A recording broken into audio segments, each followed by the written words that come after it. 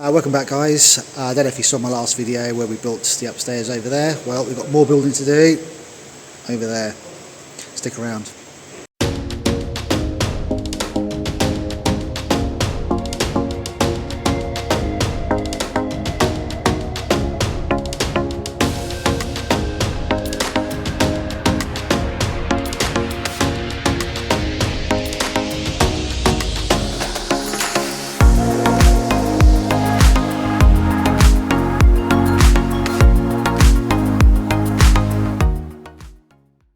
We've got new flooring, more beams to go, another piece of steel. So we're going to go above the bike bay. As you can see, we've got the Harley Davidson up. I've got it up to see how high the screen goes. Most of the GS's and the Triumph Tigers and stuff, we got really high screens on them. I use that for like a level to see how high we need to build the floor. So it's going to be higher than where this beam ends. And we're going to come out diagonally as well. So we're going to try and utilise more space up in the air there. So we've got this 1964 Harley Davidson here. That's not the interest for today. The city steel beam we had overhanging here, so I'm going to go higher off this beam over to this wall above this conduit here, and try and clear all these bikes.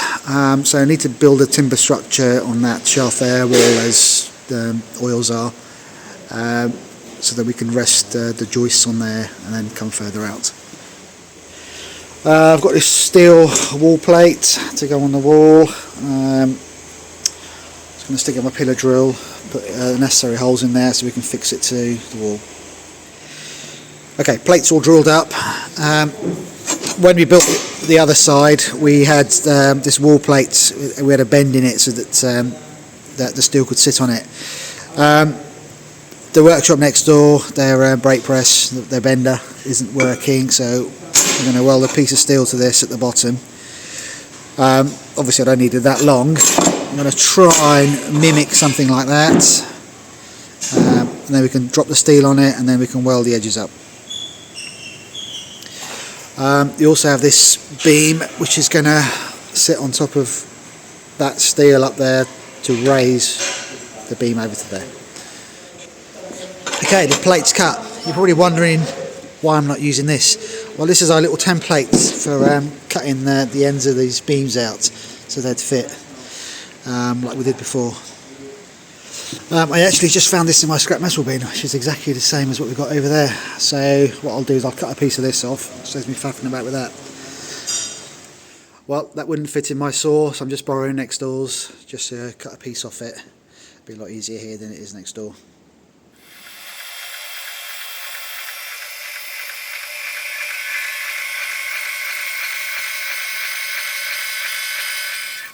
There we go, it's a little bit easier, so we'll weld that in, get rid of these. Okay, the C-section's in. I actually ended up using the short piece we're going to use as a template compared to the taller one. You can see the difference. Because we're going to have the beam come in at an angle, these walls might be too high, therefore reducing the angle that I need to get the beam across. Sorry, it is an active workshop, there's always noise in the background. So I've just got the laser on the wall, just marking it up for the plate. Okay, the wall plate's on. Because we're going at an angle from there to there, we've done an angle measurement so we know at what angle to cut the beam up, so it goes flush against the wall.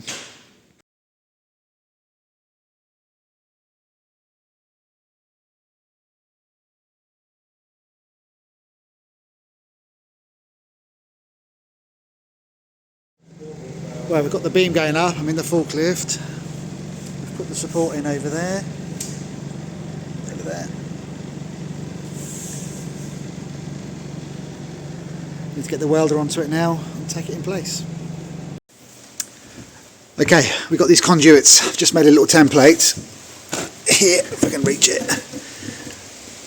Put these grooves in to get by all these conduits for the lights. So we made the little frame to go up there so that we can match the steelwork up here. There it is. We cut the little box sections out in the back for the electrical conduit up there, and I've got my template here.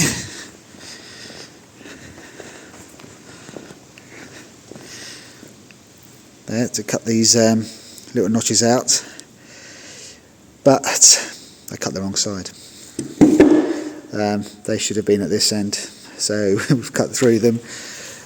But all the support is on these beams here, so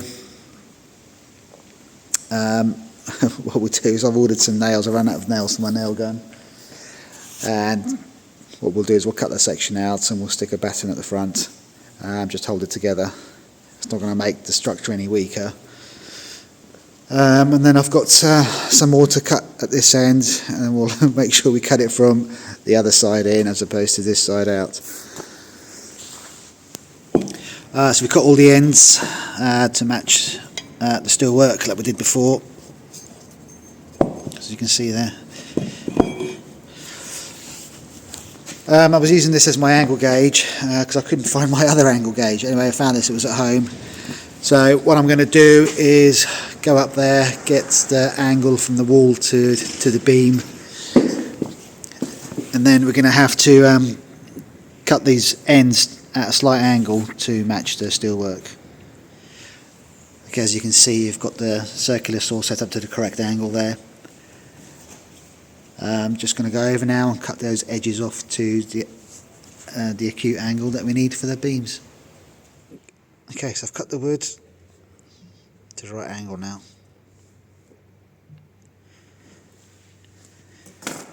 Okay, so one bodge side repaired with a bit of batten.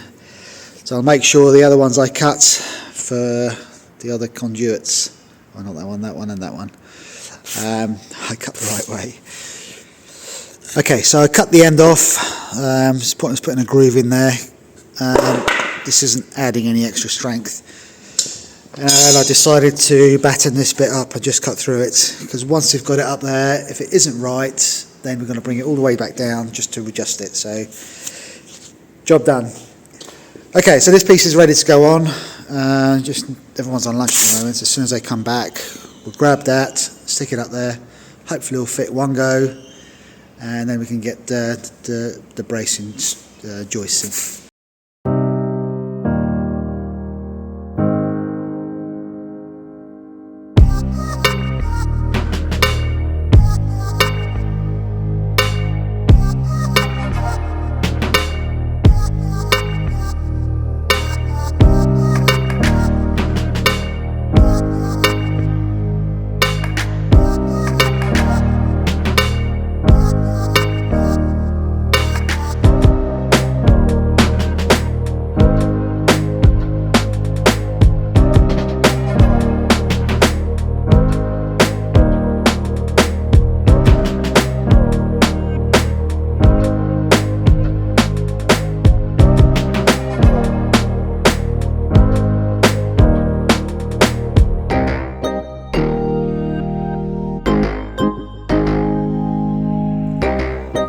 Well, the floor's all laid.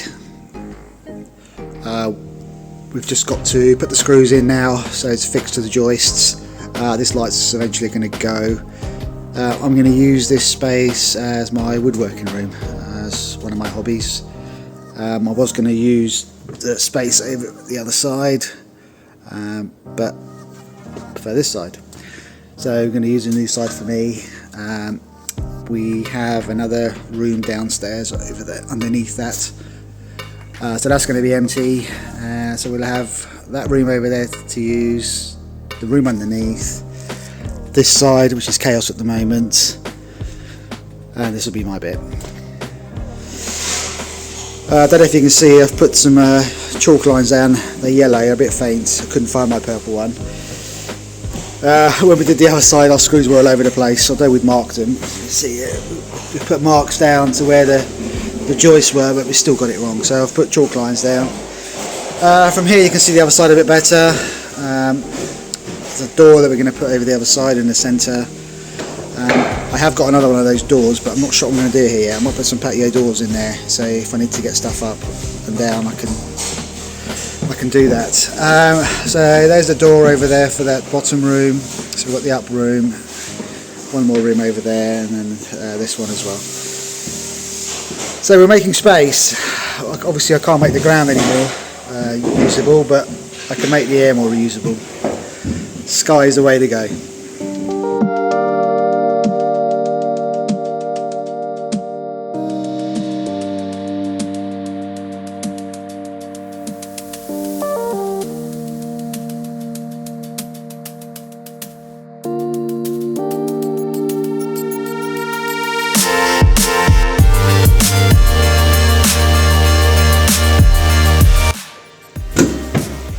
Well, I got more freebie carpet from next door. You can see it's different colours, a bit of grey, a bit of dark grey, a bit of plum.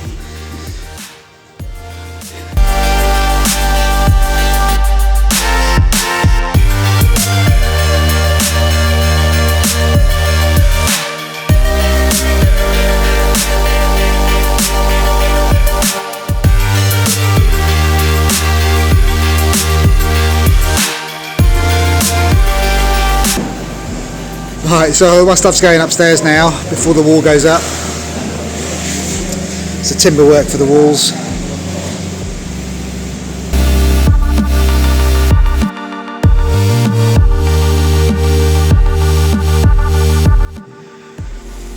Okay, all my crap's up now. We've got the timber work up, so we're going to start doing the stud work around our patchy carpet. It's patchy but free, so I'm happy with that. That light's eventually going to go. It's going to bang everyone on the head. So LEDs all around. So all these lights are going to go. They're absolutely useless. They're not energy efficient in any way. Right, we've built a staircase and a bridge over the original staircase to get into there. So we have to come up, come round. There'll be a wall here. Obviously a wall on the side. We're going to start doing the woodworking over there. So. We need to put a gap in there for some sort of patio door, some sort of access, so we can forklift stuff up as and when we need it. So we've got the stud work going up now. We're going to have these sheets to go on as part of the wall. We get all these free from next door. There's a load more over there.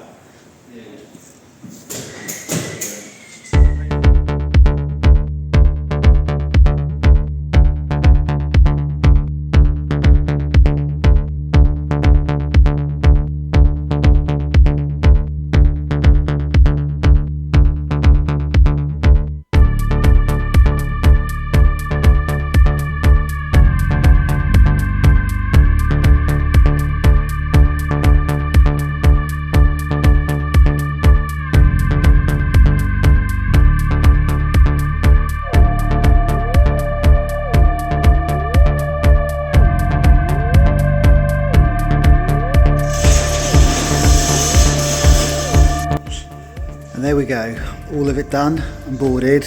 It's not the most attractive, but once it's painted white, at the end of the day, free wood is free wood. We still have our handrail to put up for the staircase on both sides. We have a little bridge there that needs handrails. We just managed to paint the floors, well, the floor underneath here. We normally do the entire floor, so it's 23rd of December. This patch here is when we had a motorcycle leak fuel. Shortly after we'd painted the floors, took the whole paint up. We're going to wait till May bank holiday now because the floors are so sweaty. We had some horrendous cold weather. When it thawed out, the entire workshop was damp. We had so much condensation in here. Right, so let's have a look upstairs. Still chaos. Staircase takes us up into the other bit. Definitely something here. Right, my woodworking room. I've left these gaps open at 160 on both sides. Most patio doors are about that, so I've left it at that in case I can get some patio doors. If we need to make it smaller for something else, we can do that. I want to have some doors here, so if we need to forklift anything up and down, we have that ability.